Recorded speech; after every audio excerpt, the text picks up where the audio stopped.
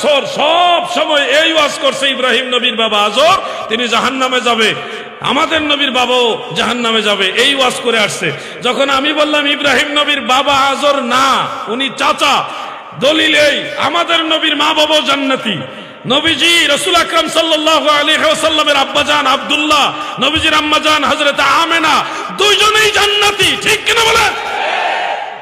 College ইউনিভার্সিটিতে গেলে দেখবেন একটা মাসালা বলা হয়, ইব্রাহিম আলাইহিস সালামের বাবা জাহান্নামী, তিনি কাফের ছিলেন, মুশরিক ছিলেন, বলা হয় কিনা?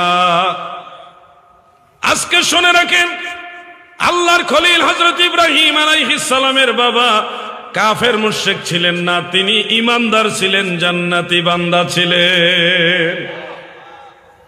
বলবেন হুজুর কোরআন শরীফের মধ্যে আছে ওয়াইজ ক্বালা ইব্রাহিমু লিআবিহি আযার, যখন ইব্রাহিম